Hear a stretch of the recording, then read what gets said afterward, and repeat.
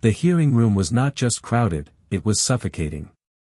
The press corps lined the walls shoulder to shoulder, cameras blinking like nervous heartbeats, microphones craning forward as if desperate to inhale every syllable. Outside, America waited, some glued to phones, others whispering at kitchen tables, knowing that the air inside this chamber would soon carry words that could ricochet across the nation. $80 million. That number, heavy as lead, lingered in the minds of everyone present. It wasn't just a lawsuit figure, it was a symbol of power, survival, and humiliation. At the center of it all sat Karoline Leavitt, her face pale, her posture straining towards something she had never rehearsed: desperation. This was not the fiery partisan warrior who once strutted across podiums, flanked by banners and applause. No. This was a woman cornered by her own words, by her own choices, staring down a legal storm so large it threatened to drown her entire career. Her voice, usually sharpened to a cutting edge, now trembled. She leaned in, trying to sound strong, trying to summon authority. But what the world saw was not strength, it was someone begging. Across from her sat Jasmine Crockett, unmoved. Her expression didn't flicker, her eyes didn't dart. She was carved from stone, radiating a calm that spoke louder than any outburst could. If Levit was a woman grasping at sand slipping through her fingers, Crockett was the rock those waves had no hope of wearing down. 80 million was on the line, the headlines would later read. But in this instant, it was more than money. It was the weight of justice pressing down, the haunting question of whether arrogance could buy forgiveness. Every cough, every shuffle of paper in the chamber only made the silence between them feel heavier. The audience leaned closer. Would Crockett bend? Would she show mercy? Or would she deliver the kind of response that ends political careers in a single, unforgettable moment? The seconds stretched.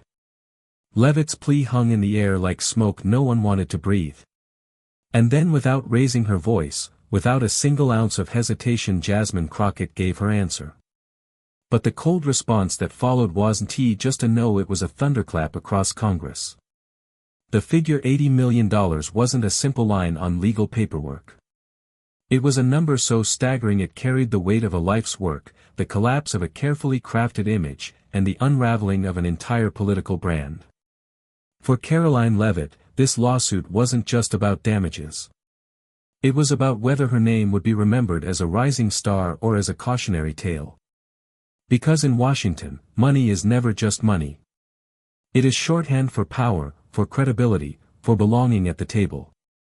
To lose $80 million is to lose not just financial ground but the aura of inevitability every politician clings to. It meant that every donor, every supporter, every ally whispering in closed-door meetings would suddenly question whether backing Karoline was worth the risk. It meant reputational bankruptcy. It meant the sudden evaporation of survival. But this was not only Karoline's fight. The courtroom drama had spilled into the halls of Congress, where every hearing became theater and every exchange was parsed for deeper meaning. To her base, she framed herself as a victim of persecution. To her critics, she was proof that arrogance had consequences. The lawsuit cut to the marrow of a larger American question: is justice something that can be purchased with influence, or does it belong equally to those with nothing but their resolve? This was why the room felt electric. Each word she uttered wasn't just for Crockett's ears, it was for the millions outside those walls. News networks had already pre-written their lower thirds: Levit on the ropes. Will Crockett show mercy? Analysts filled panels, speculating whether this lawsuit would strip away the protective sheen of invincibility Levit had worn for so long. The stakes weren't simply legal, they were existential. And then there was Jasmine Crockett. For her, this moment was never about the financial figure. It was about principle. She knew what it meant to stand toe-to-toe with someone who believed their entitlement could rewrite the rules. She carried the weight of communities who had been silenced, ignored, or dismissed, and she understood that this lawsuit was about more than two names on a court filing. It was about whether dignity could finally stare arrogance in the eye and not flinch.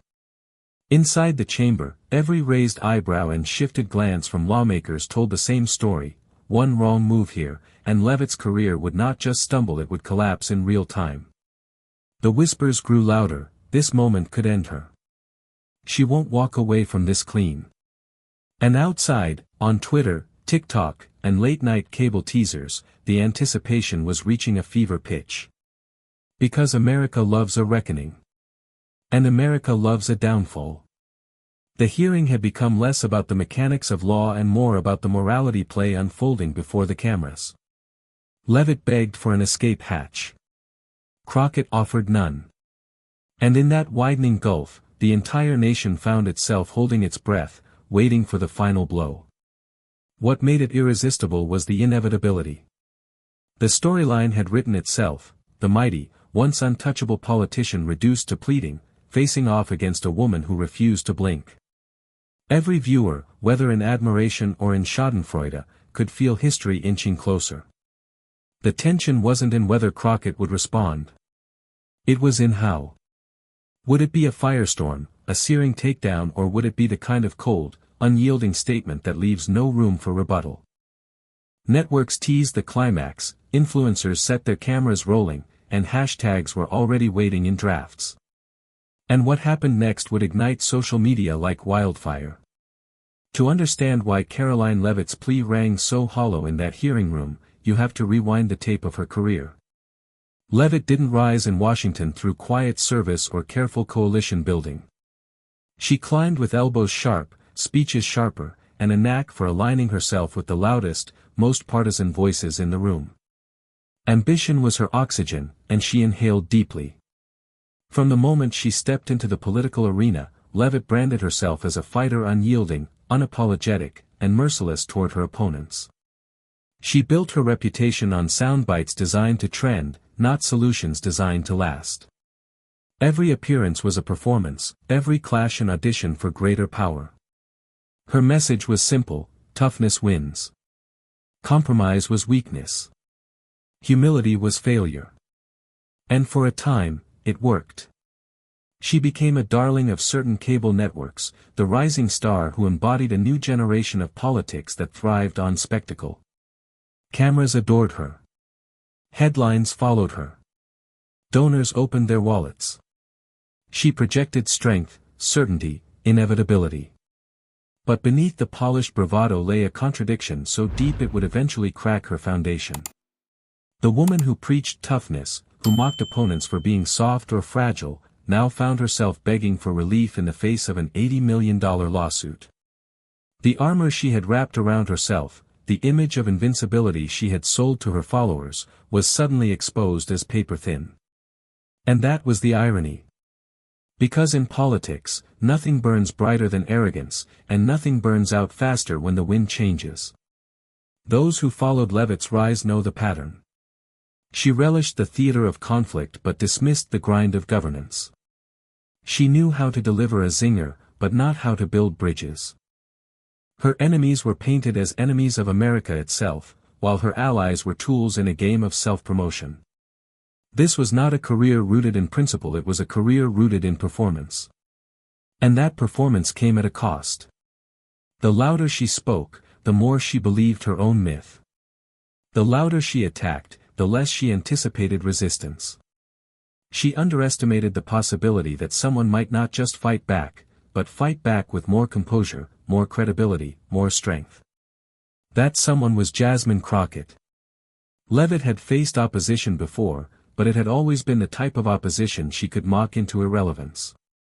She never faced an opponent who radiated the authority of lived struggle, someone whose calm was more devastating than any insult.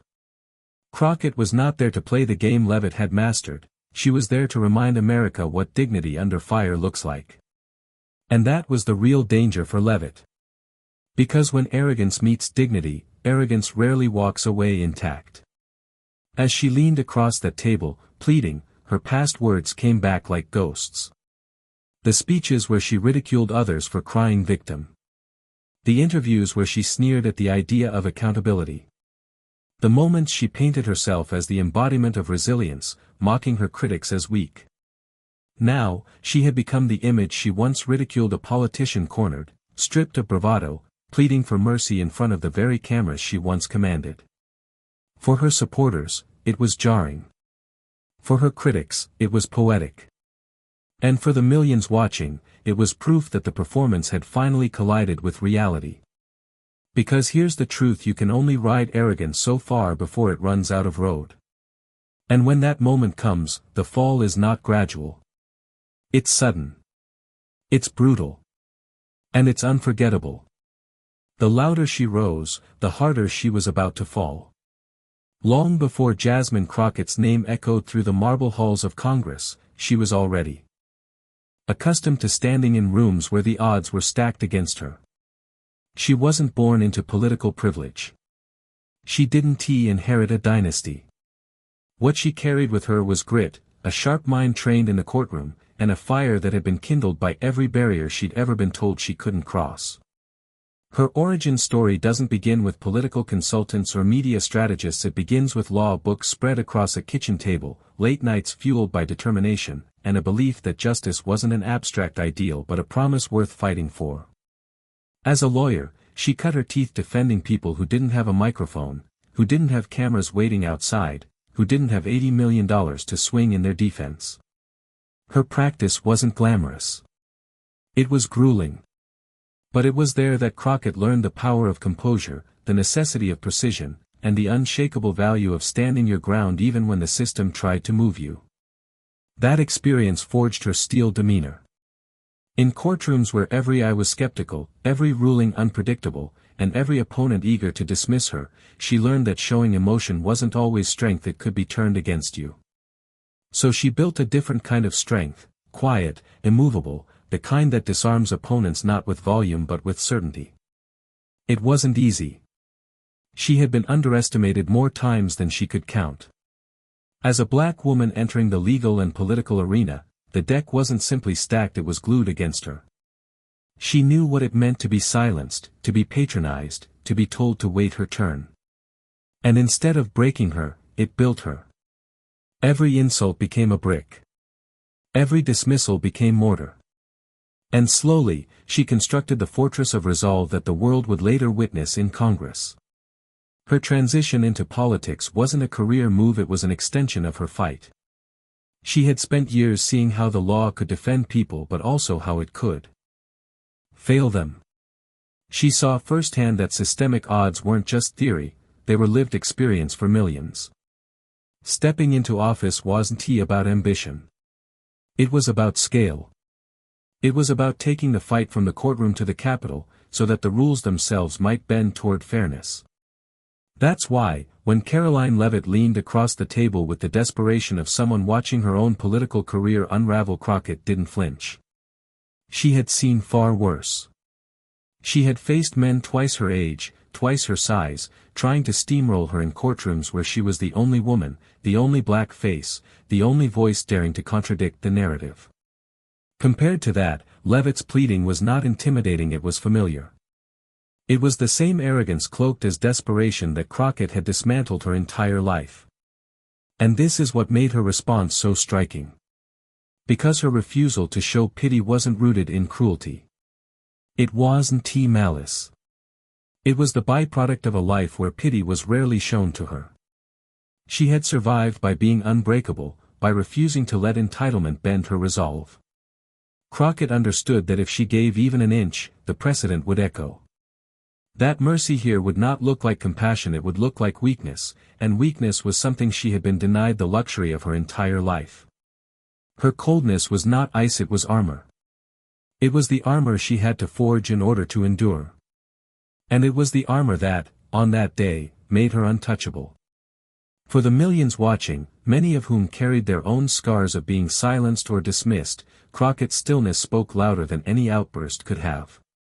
She didn't need to match Levitt's trembling pleas with equal theatrics. She didn't need to prove she was tougher. She was tougher, because toughness wasn't a performance for her. It was survival. This is what made the moment so profound. While Levit embodied the fragility of power unraveling, Crockett embodied the permanence of resilience. The clash wasn't just about a lawsuit, it was about two life stories colliding. One fueled by entitlement, the other forged in adversity. One leaning on privilege, the other standing tall on earned credibility. And in that collision, America saw the stark contrast. Levit's desperation looked small. Crockett's calm looked monumental. This wasn't just politics. It was poetry. It was the moment where history bent toward those who had always been told to wait, to soften, to yield. Crockett's refusal to yield was not only personal, it was symbolic. It was proof that dignity doesn't need to raise its voice to silence arrogance. Her past had prepared her for this exact moment, even if no one realized it at the time. The courtroom battles, the dismissals, the nights spent proving herself in ways others never had to, all of it converged here. And in this clash, her past would prove to be her sharpest weapon. The chamber had the eerie quiet of a theater right before the climax, when every audience member leans forward, holding their breath. The air was dense with anticipation, thick enough to feel on the skin.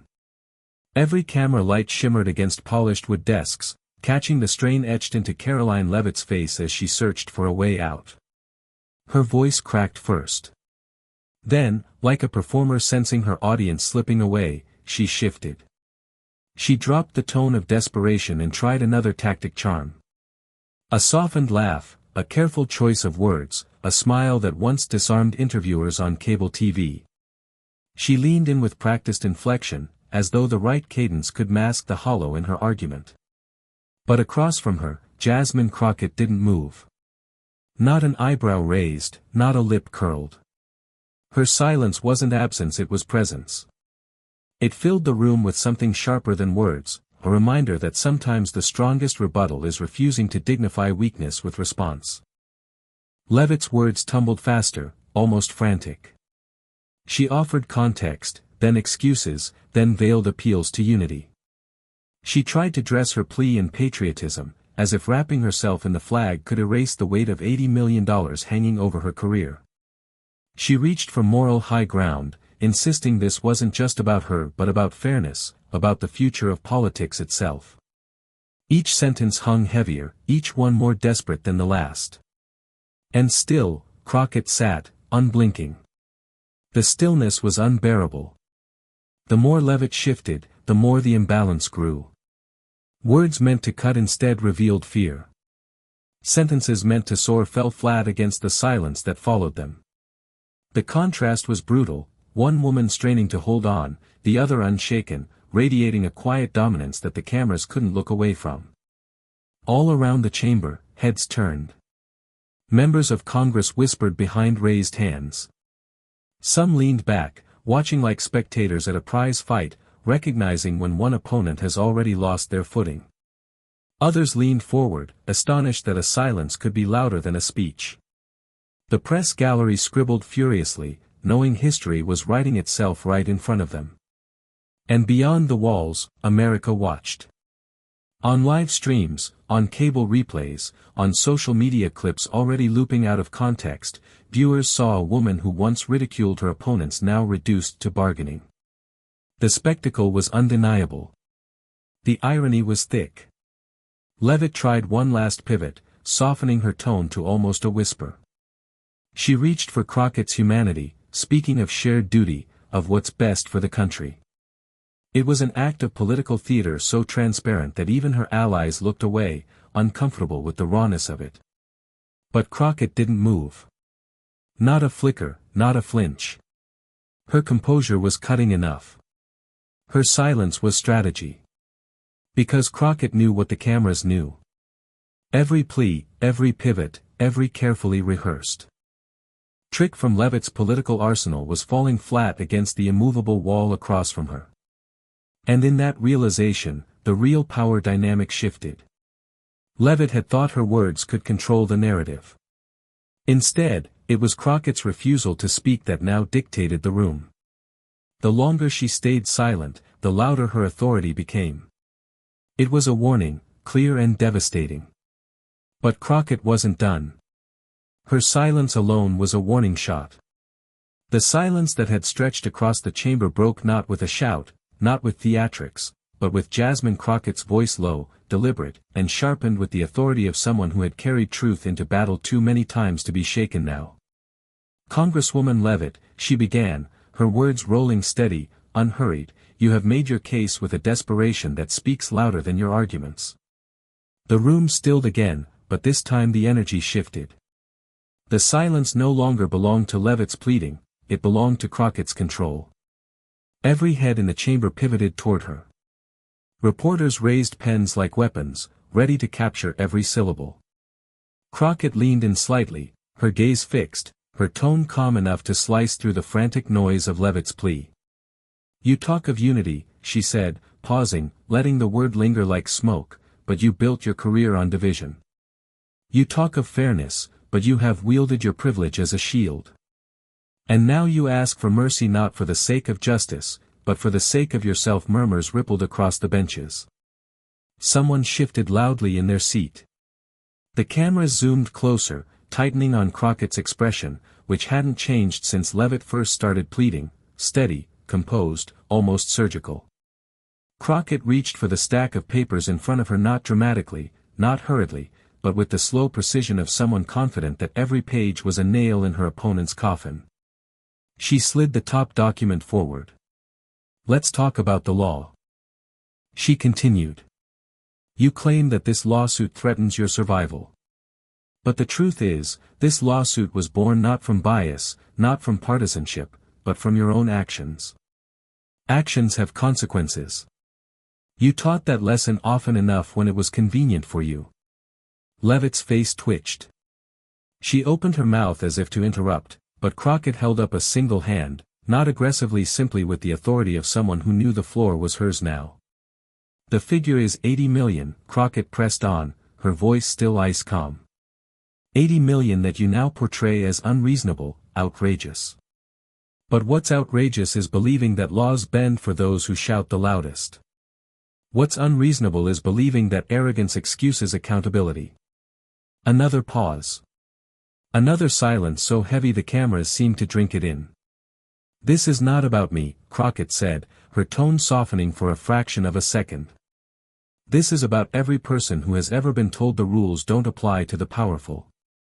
This is about proving that entitlement does not equal immunity. And if 80 million is the number that makes that truth clear, then 80 million is not too high a price. Gasps scattered through the chamber. A lawmaker in the back whispered, she's ending her, forgetting for a moment that microphones could still pick up stray voices. Crockett let the ripple settle before delivering the next blow. You have built your image on toughness, she said, locking eyes with Levitt. But toughness is not loudness. Toughness is not entitlement. Toughness is standing firm when everything is stacked against you. You wouldn't know that, because you've never had to stand where I've stood. You've never had to fight battles with nothing but your resolve, your integrity, and the law behind you. And yet you call yourself tough. Levitt shifted in her seat, her carefully rehearsed poise dissolving into something more fragile. Her hands clutched at the edge of the desk. Your entitlement delivered you here. And no plea, no performance, no flag-wrapped speech will carry you out of it. The murmurs grew louder. Some members shook their heads in disbelief. Others nodded, recognizing that a line had just been drawn. Crockett gathered her papers with the same precision she had displayed from the start. She didn't slam them down. She didn't gloat. She simply stacked them neatly, as if to punctuate the inevitability of what had just occurred. Karoline Leavitt sat frozen, her lips trembling, her shoulders hunched under the weight of being publicly dismantled. Every tactic had failed. Every pivot had collapsed. And the one thing she had always feared, exposure, was now complete. By the end, Levitt wasn't just denied, she was exposed. The gavel hadn't even dropped before the chamber erupted. What began as stunned silence fractured into hurried chatter, shuffling papers, and the metallic click of cameras snapping history into permanence. Some lawmakers exchanged knowing glances, others looked away as though embarrassed for the spectacle they'd just witnessed. And yet, nobody could deny it, something irreversible had just taken place in that room. Within minutes, the tremors reached outside the marble walls of Congress. Cable networks cut into regular programming with the words flashing across their screens, Levitt denied Crockett's cold refusal stuns Washington. Anchors, half breathless themselves, framed it as more than just a legal setback. This isn't about $80 million anymore, one declared. It's about political survival, and after today it's not clear Levit has any left. On social media, the frenzy was instantaneous. Hashtags roared to life. Hashtag #ColdAsCrockett trended at #1 within the hour, followed closely by hashtag 80 million BEG. A TikTok edit replayed Crockett's icy no over a slow-motion zoom, the background scored by dramatic orchestral music. Memes popped up of Levit's pleading expression contrasted with Crockett's.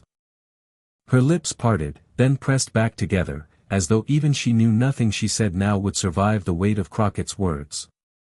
"And let me be clear," Crockett added, leaning back slightly, her calmness cutting deeper than anger ever could, "I do not hate you. I do not need to. Because the truth doesn't require hate, it requires clarity. And clarity is what you fear most." The chamber buzzed like a low drumbeat, people whispering to one another, the words already being clipped and tweeted by reporters who knew this was the moment that would replay on every screen by nightfall. Crockett allowed the noise to swell, then raised her voice not in volume, but in resonance. "You asked me for mercy. You begged me to drop what is not mine to drop, but what belongs to the principle of justice itself. And so I will give you an answer, the only answer that dignity allows." She stopped. The pause was surgical. The silence that followed was unbearable. Levit's eyes darted, searching the room, searching for rescue. None came. "No," Crockett said finally, her voice cutting like a gavel. "Not because I can't. Because I won't. Because America cannot afford leaders who believe accountability is negotiable." The room erupted not in cheers, not in boos, but in the collective exhale of a moment everyone knew would be replayed for years. Reporters rushed to send out their lines. Crockett's cold no leaves Levit shattered. Hashtags were born in real time. Cameras locked in on Levit's face, capturing the exact instant her expression collapsed into something unguarded. Desperation turned into recognition. Crockett wasn't finished. She lowered her voice again, speaking not just to Levit but to the chamber, to the country, to every lens pointed her way. $80 million is a number, yes. But it is also a mirror. And in that mirror, you must now face yourself. Not the image you sold. Not the myth you built. The truth. And the truth is this: your arrogance created this moment. Unflinching gaze. A late-night host teased, "You know you've had a bad day in Congress when your opponent's silence is more powerful than your entire speech." The clips went viral across platforms, turning what had been a political clash into cultural theater. Young activists shared it as proof of what accountability looked like. Commentators framed it as a generational moment, the old politics of entitlement colliding with the new demand for justice. Even those who barely followed politics found themselves quoting Crockett's words like a line from a blockbuster movie: "No, not because I can't, because I won tea." But beneath the memes and the punchlines, a more serious conversation was brewing. Political analysts framed the exchange as a turning point not just for Levit, but for Congress itself. "The balance of power is shifting," one commentator noted. "Moments like this crystallize who holds moral authority, and it wasn't Levit today." Editorials poured in within hours. Progressive outlets lauded Crockett as a symbol of resilience, pointing to her background as proof that accountability was more than rhetoric. Even moderate voices conceded that Levit had been publicly dismantled in a way few politicians ever recover from. Conservative commentators, scrambling to contain the fallout, painted Crockett as vindictive, but their tone carried the weight of defeat rather than conviction. Meanwhile, within Levit's own camp, whispers grew louder. Staffers, once confident in her trajectory, leaked their unease to journalists. "We didn't expect it to go like this," one aide admitted anonymously. "We knew Crockett was tough, but nobody thought she would go that far." And yet, Crockett's power in the moment wasn't built on theater, it was built on something deeper, something unshakable. People could feel it in the way her refusal echoed long after the words left her lips. It wasn't cruelty. It wasn't spectacle. It was principle given form. Crockett's steel wasn't born out of cruelty, it was born out of survival, of a lifetime of pushing against barriers that were designed to hold her back. Her refusal wasn't personal vengeance. It was justice standing up in human form. The lesson stretched beyond politics. It reached into every boardroom where arrogance tries to silence integrity. Into every classroom where a student is told they don't belong. Into every workplace where the powerful believe rules don't apply to them. Crockett's no was for all of it. It was a reminder that sometimes the most powerful act is simply refusing to yield. And it was deeply American. Because the story of this country has always been about those who rise against odds, who refuse to be bought, who plant their feet when the powerful demand they bow. Crockett's moment in that chamber echoed the same truth that has carried America forward: justice isn't for sale, and power doesn't intimidate truth. Commentators tried to frame it as one politician humiliating another, but for millions of people, it was something far greater. It was a glimpse of what leadership looks like when stripped of theatrics. It was an affirmation that principle, when wielded without fear, still has the power to shake the foundations of privilege. This wasn't just about two women in Congress, one writer noted the next morning. It was about America's conscience. And that was the essence of it. Crockett's answer reverberated not because it destroyed a career, but because it reaffirmed a collective belief that dignity matters. That truth matters. That arrogance, no matter how loud, can always be quieted by conviction. For those who had grown tired of cynicism, the moment offered hope. For those who had felt invisible, it offered validation. For those who had begun to wonder if justice still had a pulse, it offered proof that it does. And so, the story of that day lives on, not in Levitt's desperate pleas, not in the dollar signs attached to her lawsuit, but in the image of Crockett, calm and resolute, reminding a nation that some things are simply not negotiable. Because in the end, it wasn't just a political takedown. It was a moral stand. A quiet but thunderous declaration that dignity, once claimed, can never be taken away. And for everyone watching, it was a reason to believe again. A reason to feel proud. A reason to remember that justice, even in its simplest form, still belongs to the people. $80 million. A desperate plea. A chamber holding its breath.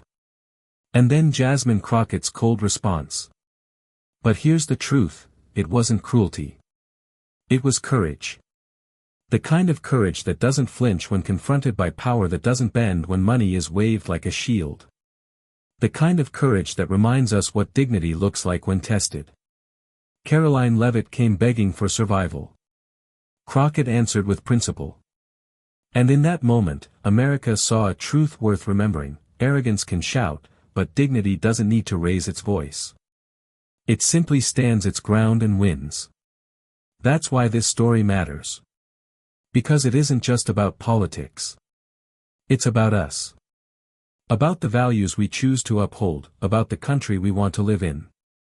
A country where justice isn't bought, where truth isn't silenced, where those who carry themselves with integrity rise above those who try to bully their way through. If you believe dignity wins over arrogance, share this story.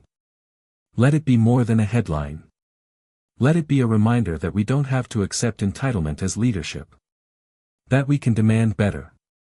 And join this community. Subscribe, comment, add your voice to the movement. Because this isn't just my voice or Crockett's voice, it's ours. Every time we tell stories like this, every time we lift up examples of courage over cowardice, we help shape the future. So let's carry this moment forward.